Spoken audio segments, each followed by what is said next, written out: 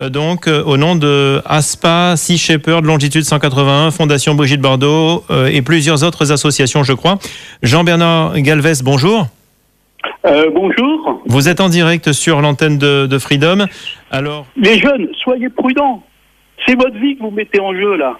Donc soyez prudents. Vous méritez de vivre mieux que ça.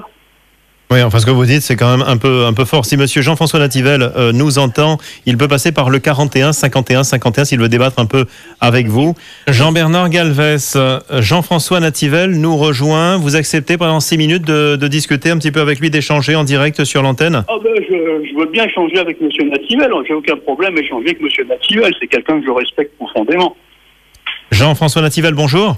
Bonjour Bobby, ça fait plaisir de vous entendre, et bonjour à monsieur Galvez également. On a cherché, on a expérimenté avec des cobayes humains. Il faut combien de morts, combien de travail, de gens qui perdent le travail, qui ont tout perdu. Monsieur Galvez, monsieur Nativelle, je suis entièrement d'accord avec vous sur le fait, d'abord le programme Shark n'a pas vocation à apporter des solutions lui-même, c'est aux politiques. Donc la science, on est bien d'accord. Oui, écoutez, donc on est d'accord, oui. Là-dessus. Oui. Donc, non, mais combien de victimes il faut, monsieur Galvez? C'est ce que vous dit Jean-François Nativelle. Combien de victimes encore? Actuellement, on a des expérimentations comme le programme Cap-Requin, qui consiste à mettre des appâts à proximité des gens. Et il y a des gens comme moi qui connaissent les requins et comme les scientifiques qui les étudient, qui vous disent attention, c'est peut-être dangereux. Donc voilà, c'est tout. Monsieur Galvez, il faudrait considérer. Monsieur Galvez, le programme Cap-Requin a démarré de façon expérimentale en février 2014 en baie de Saint-Paul. Il y avait déjà 15 attaques à cette date-là, monsieur Galvez. Les appâts utilisés, vous les connaissez. Est-ce que c'est une raison, parce qu'on a déjà eu des attaques, d'aller aggraver le problème en mettant des monsieur appâts? Galvez, vous détournez le problème à cause de vos craintes. Monsieur Galvez, vous êtes extrêmement puissant. À cause de vos craintes, on appâte les drumlines que la nuit, d'accord, pour être sûr qu'il n'y a pas d'activité nautique. On appâte également, pas le week-end, pardon, c'est du lundi au vendredi matin seulement. Déjà, premier point. Ensuite, ça veut dire que si vous ne les appâtez pas le week-end, si vous ne les appâtez pas au moment où il y a des gens dans l'eau, ça veut dire qu'il y a quand même une prise de conscience du risque que ça représente.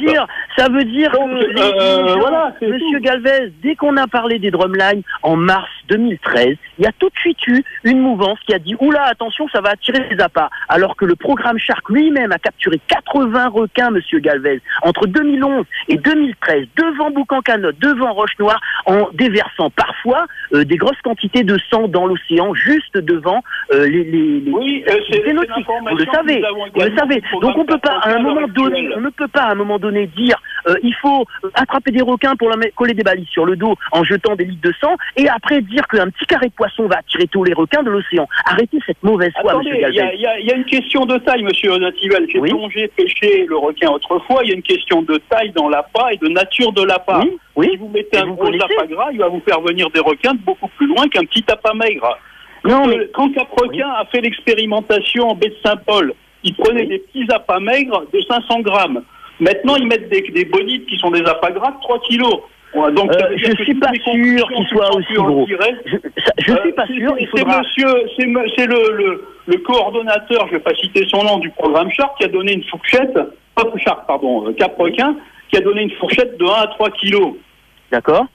Donc, moi, je vais vous dire une bonne chose, monsieur Galvez. Vous savez, tout comme moi, que l'océan lui-même est rempli de stimulation. Il y a des milliers de poissons qui se mangent entre eux toute la journée. Ça, c'est le cycle de la vie. Alors, ce qui est fort, c'est que là, vous êtes en train de nous dire qu'un poisson de 1 à 3 kilos attirerait tous les requins de la côte, alors même que vous ne faites pas ça.